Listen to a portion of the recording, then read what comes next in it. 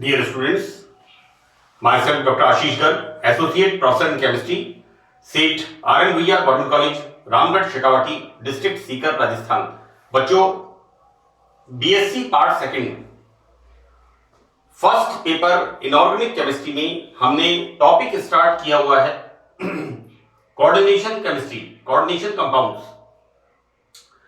बच्चों, इसके अंदर हम कोऑर्डिनेशन कंपाउंड्स में जो कोऑर्डिनेट बॉन्ड्स बनते हैं वो किस प्रकार बनते हैं ये हम समझा रहे थे पार्ट 18 में। मैंने कहा था कि पॉलिंग ने कोऑर्डिनेशन कंपाउंड्स के अंदर जो कोऑर्डिनेट बॉन्ड्स होते हैं, उपसहसंयोजक बंध होते हैं, उनकी उसने व्याख्या की। और पॉलिंग ने बताया कि दो तरह के कॉम्प्लेक्सेस बनते हैं, एक बनते हैं इनर ऑर्बिटल कॉम्प्लेक्सेस और दूसरे बनते हैं आउटर ऑर्बिटल कॉम्प्लेक्सेस, राइट। बच्चों, क्या होता है कि पॉलिंग ने जो कहा था कि इनर ऑर्बिटल कॉम्प्लेक्सेस, जैसे यहां पर हम बात करें n-1 कक्षक, ये बच्चों आयरन का इलेक्ट्रॉनिक कॉन्फ़िगरेशन है। और हम देखते क्या है कि आयरन की +3 ऑक्सीडेशन स्टेट के अंदर यहां पर दो इलेक्ट्रॉन्स 4s से और एक इलेक्ट्रॉन 3d से बाहर निकलता है और ऑक्सीडेशन स्टेट आयरन की कितनी हो जाती है? +3। बच्चों, +3 का मतलब है कि आयरन मेटल में से 3 इलेक्ट्रॉन्स बाहर निकलते हैं, राइट। तो इस तरह से हो जाता है D5, राइट। अब देखो बेटा, जब यहां पर आयरन साइनाइड के साथ बॉन्ड बनाता है तो यहां क्या होता है बच्चों कि ये 5 इलेक्ट्रॉन इस तरह से इनकी पेयरिंग हो जाती है, राइट। और यहां पर जो अंदर वाले डी कक्षक हैं, है ना, ये संकरण करते हैं और नए संकरित कक्षक बनते हैं, इन्हें हम कहते हैं D2sp3, राइट। तो इनको बच्चों हम कहते हैं इनर ऑर्बिटल कॉम्प्लेक्स, राइट। यहां पर क्या होता है, इलेक्ट्रॉन्स का युग्मन होता है, इसलिए इसे कहते हैं स्पिन पेयर्ड कॉम्प्लेक्सेस। और यहां पर इनकी जो स्पिन होती है वो हाई होती है, वो हो जाती है low spin, so that is called low spin complexes, right. तो these are the inner orbital complexes. अब देखो बेटा, यहां पर एक एग्जांपल मैं आपको और बताऊं कि दिस इज द एग्जांपल। अब देखो बेटा, यहां पर क्या हो रहा है, जब आयरन की ऑक्सीडेशन स्टेट वही है +3, जो कि FeCN6 में होती है, पोटेशियम हेक्सासाइनोफेरेट थर्ड, है ना। तो यहां पर जो आयरन की ऑक्सीडेशन स्टेट है वही ऑक्सीडेशन स्टेट यहां पर है। और यहां पर संकुल क्या है, पोटेशियम हेक्साफ्लोराइडो, राइट। मैंने कई बुक्स में देखा है, बार बार वो पुराना repetition, fluoro no, it's fluorido, this is potassium hexafluorido ferrate third, right. लेकिन यहां पर हम क्या देखते हैं कि आयरन की ऑक्सीडेशन स्टेट तो सेम है, हेक्सासाइनोफेरेट जितनी ही है, लेकिन यहां पर बच्चों क्या देखते हैं कि जब संकुल बनता है तो वहां पर 3d की जगह 4d के दो कक्षक संकरण में भाग लेते हैं। तो these are called outer orbital complexes, right. यहां पर बच्चों देखो, यहां पर ये जो इलेक्ट्रॉन्स हैं 3d वाले, इनकी पेयरिंग युग्मन नहीं होता, तो these are spin free complexes, high spin complexes, है ना, इस तरह के इनको नाम दिए हुए हैं। एनीवे, ये सारा डिस्क्रिप्शन मैंने आपको पार्ट 18 के अंदर अच्छी तरह एक्सप्लेन किया था। और वैलेंस बॉन्ड थ्योरी में हमने ऑक्टाहेड्रल स्ट्रक्चर के लिए, वैलेंस बॉन्ड थ्योरी से हमने ऑक्टाहेड्रल स्ट्रक्चर के लिए, यानी जो संकुल, जैसे दिस इज द एग्जांपल, ये कॉम्प्लेक्स किस शेप में होता है, ऑक्टाहेड्रल शेप में होता है। यहां पर कोऑर्डिनेशन नंबर कितना है, 6, राइट। तो बच्चों यहां पर हम, ये एक एग्जांपल है कोऑर्डिनेशन नंबर 6 का। इससे पहले भी मैंने कोऑर्डिनेशन नंबर 6 का ही एग्जांपल बताया है, एग्जांपल नंबर 1, ये एग्जांपल नंबर 2 है। एग्जांपल नंबर 1 मैंने पार्ट 18 में बताया, 18th में बताया था, तो 19th के अंदर this is the second example, right. तो बच्चों देखिए क्या होता है,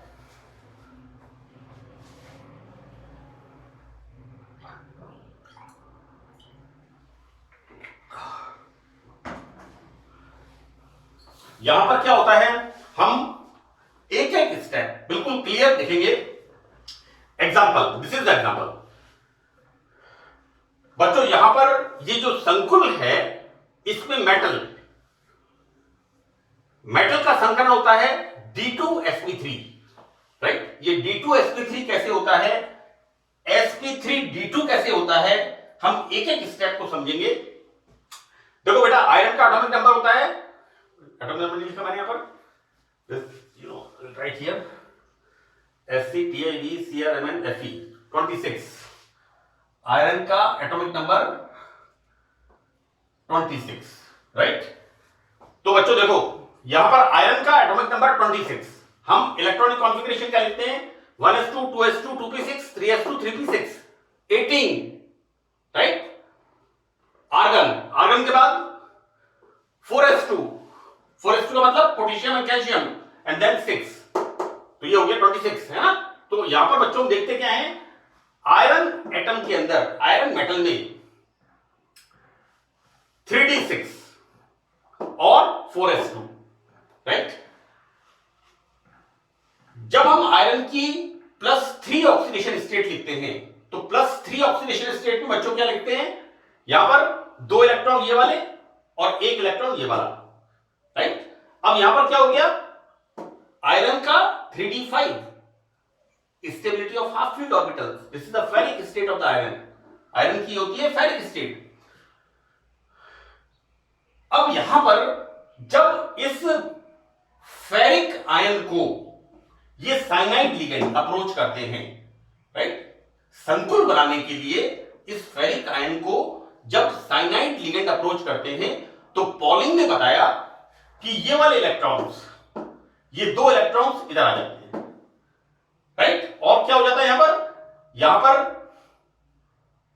2d कक्षक खाली हो जाते हैं, और इस प्रकार से क्या होता है यहां पर, देखो बेटा ये मैंने इनको अलग कर दिया, और ये संकुल जब बनता है FeCN6 3-, राइट, इसका जब विन्यास होता है, यहां पर देखो बेटा ये तो 3d कक्षक है, और यहां पर मैंने ये लिखे हैं संकरित कक्षक, यहां पर 1 2 3 4 5 6, राइट, ये बनते हैं D2sp3 संकरित कक्षक, this is the D2sp3 hybridization, right. और यहां पर ये साइनाइड लिगेंड अपने इलेक्ट्रॉन युग्म को इन खाली कक्षकों में डोनेट करके इस तरह से कोऑर्डिनेट बॉन्ड फॉर्म करता है, right.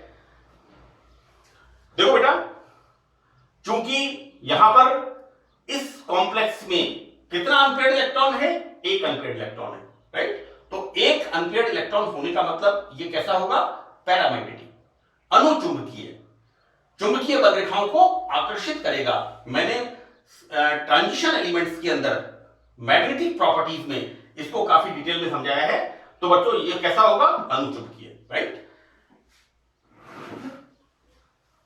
Second example, this is the potassium hexafluoridoferrate, तो this is the example, potassium hexafluoridoferrate. बच्चों यहां पर इनका जो मैग्नेटिक मोमेंट होता है, मैंने ये जगह छोड़ी थी उस चित्र को बनाने के लिए, मैंने वो वहां पर बना दिया, एनीवे कोई बात नहीं। देखो बेटा यहां पर पोटेशियम हेक्साफ्लोराइडोफेरेट, इसका जो मैग्नेटिक मोमेंट होता है वो कैसा होता है, अनुचुंबकीय होता है, और 5 अयुग्मित इलेक्ट्रॉन्स के बराबर होता है, राइट। जबकि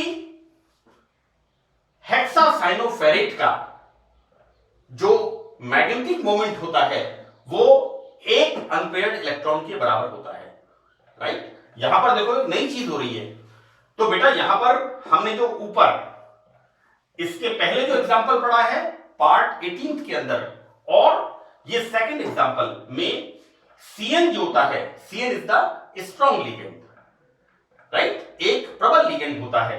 अतः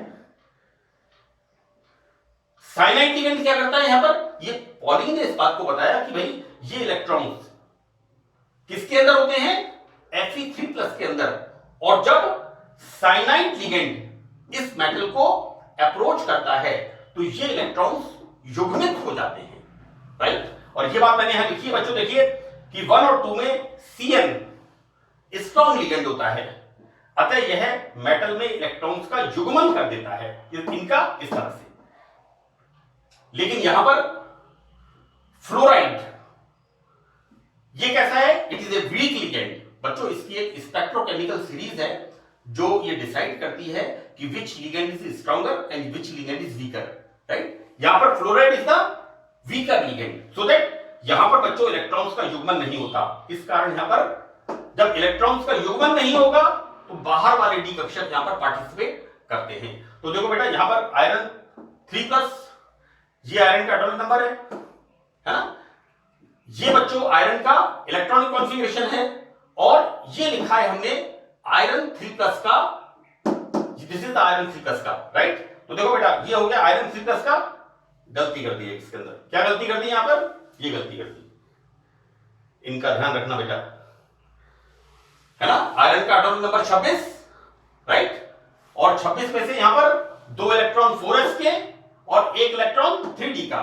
तो आयरन +3 का मतलब यहां पर 3d5, सी 3d5, है ना। अब यहां पर क्या हो रहा है, जब इसको फ्लोराइड लिगेंड अप्रोच करेगा तो क्या होगा, इन इलेक्ट्रॉन्स का युग्मन नहीं होता, जैसा ऊपर एग्जांपल नंबर 1 और 2 के अंदर, ये सेकंड एग्जांपल है, और एग्जांपल नंबर 1 मैंने आपको पार्ट 18 में बताया है। तो वहां पर इन दोनों के अंदर इनकी पेयरिंग नहीं होती, युग्मन नहीं होता, right, because fluoride ligand is weaker then cyanide ligand. ये पॉलिंग ने इस चीज को बताया इस तरह से। अब क्या होता है यहां पर बच्चों 4s 4p और 4d के 2 कक्षक, राइट, तो बाहर के कक्षक काम आ रहे हैं, तो this is the outer orbital complexes. यहां पर अंदर के कक्षक काम आ रहे हैं, तो these are the inner orbital complexes. यहां पर इलेक्ट्रॉन्स का युग्मन होता है, इसलिए इसे कहते हैं इलेक्ट्रॉन युग्मन कॉम्प्लेक्सेस, राइट। अब हम आगे देखते हैं बच्चों कि यहां पर क्या हो रहा है, 3d, तो 3d का मैंने इलेक्ट्रॉन्स नहीं लिखे यहां पर बच्चों, so I'll write here 1 2 3 4 5, अभी सही, राइट। देखो बेटा यहां पर जब ये कॉम्प्लेक्स बनेगा आयरन का फ्लोराइड के साथ, तो क्या स्थिति होगी यहां पर बच्चों, 5, फिर एक गलती कर दी, यहां पर क्या होगा, लाइक दिस,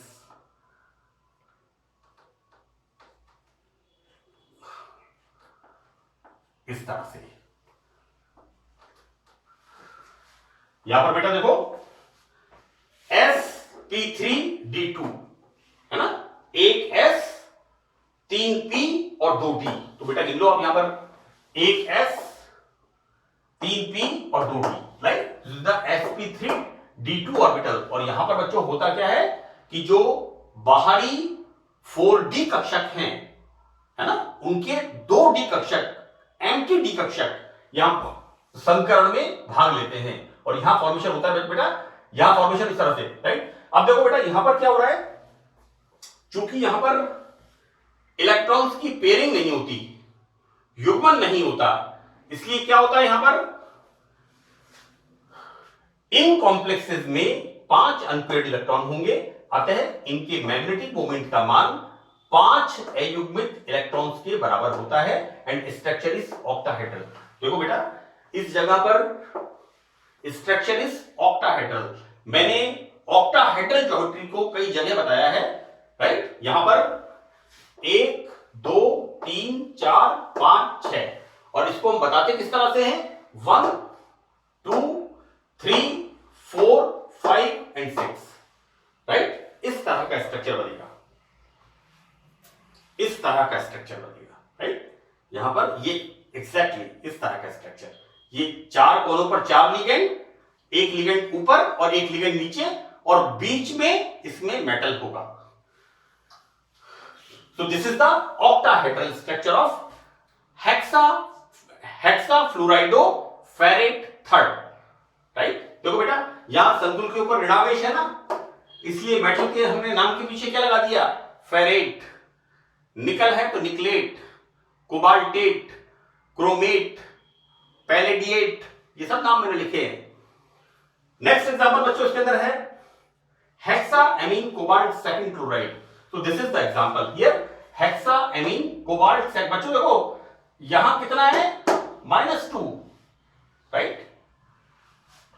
ये कितना है बच्चों, न्यूट्रल लिगेंड, तो कोबाल्ट का ऑक्सीडेशन स्टेट +2। ये बात मैं शुरू से कहता हुआ आ रहा हूं कि हम लिगेंड के ऊपर जो चार्ज है उस चार्ज के हिसाब से कॉम्प्लेक्स के ऊपर हम जो कितना चार्ज होगा, एक बात। दूसरी बात, मेटल की ऑक्सीडेशन स्टेट क्या होगी, इस बात का हम पता लगा लेंगे कि यहां पर NH3 is the neutral ligand, charge 0, while Cl -1, तो यहां पर -2, right.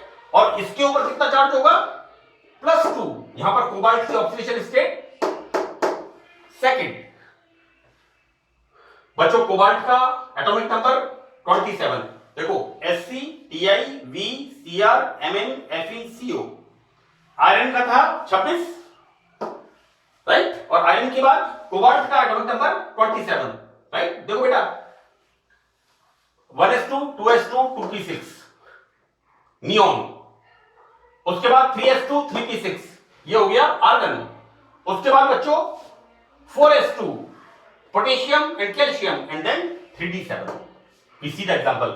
This is 4s2 and 3d7।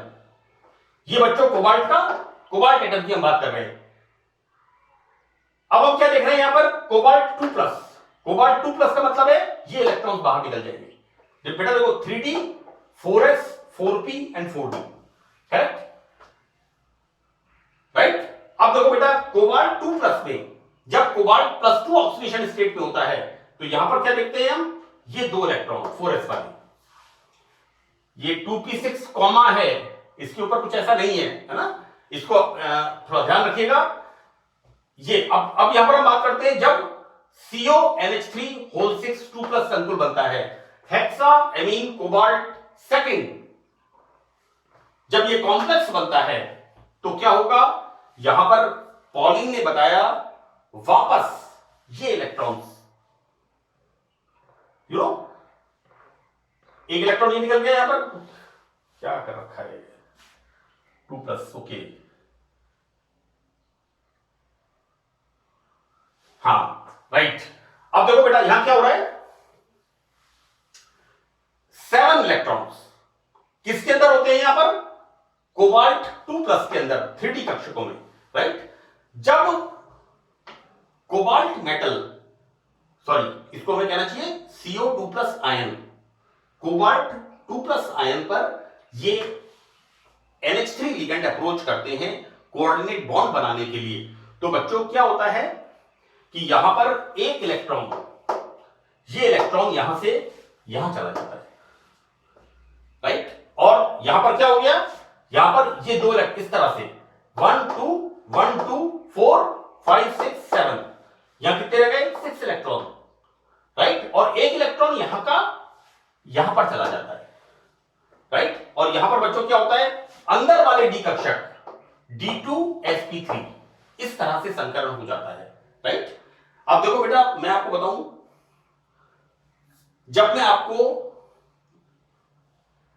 Polling की ये वैलेंस बॉन्ड थ्योरी है या कोऑर्डिनेशन बॉन्ड थ्योरी है, जब मैं इसकी शॉर्टकमिंग्स बताऊंगा, है ना, कभी तो क्या होता है, कभी तो हम ये कहते हैं कि अंदर वाले कक्षक पार्टिसिपेट करते हैं, कभी हम क्या कहते हैं कि यहां पर ये बाहर वाले कक्षक पार्टिसिपेट करते हैं, कभी हम क्या कहते हैं कि ये इलेक्ट्रॉन यहां से कूद करके यहां चला जाता है, right. So this is the, लेकिन चूंकि हमें कोऑर्डिनेशन कंपाउंड में बॉन्डिंग पढ़ना है, ये एग्जांपल्स आपको अच्छी तरह से याद रखते हैं, राइट। कि यहां पर ये एग्जांपल है कि जब आयरन के साथ साइनाइड बॉन्ड बनाता है तो इन इलेक्ट्रॉन्स का युग्मन होता है, लेकिन फ्लोराइड के साथ बनाता है तो ये युग्मन नहीं होता है और यहां पर बाहर के डी कक्षक संकरण में भाग लेते हैं, हाइब्रिडाइजेशन में पार्टिसिपेट करते हैं and this is sp3d2। Clear?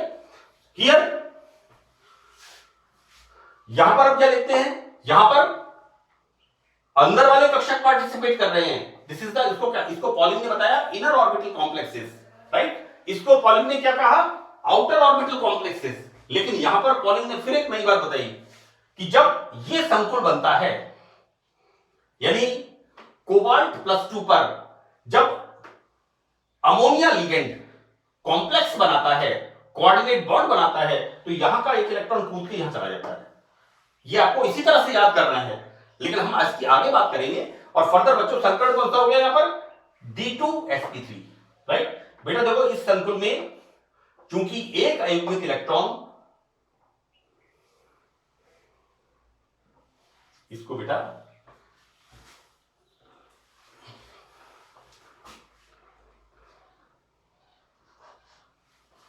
एक अयुग्मित इलेक्ट्रॉन 4d कक्षक में अर्थात नाभिक से दूर चला जाता है, अतः थोड़ी सी ऊर्जा देकर के इस इलेक्ट्रॉन को अणु से पृथक किया जा सकता है, बाहर निकाला जा सकता है, राइट? इस कारण इस संकुल का व्यवहार प्रबल अपचायक होता है। देखो बेटा यहां पर इलेक्ट्रॉन क्या होगा, इसलिए ये कैसा हो गया? It's a strong reducing agent.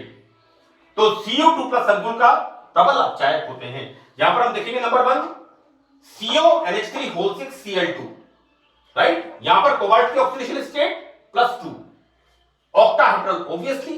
Coordination number 6, structure is octahedral. Now यहां पर बच्चों इसके अंदर क्या हो रहा है? एक अनपेयर्ड इलेक्ट्रॉन है, तो ये मॉलिक्यूल कैसा होगा? पैरामैग्नेटिक, अनुचुंबकीय होगा, राइट? और इस तरह से हम इसका स्ट्रक्चर प्रेजेंट करते हैं। बच्चों इसमें कुछ और भी एग्जांपल हैं जिनको मैं आगे नेक्स्ट 20th लेक्चर में बात करूंगा। मुझे उम्मीद है बच्चों ये आपको समझ में आया होगा। Thank you.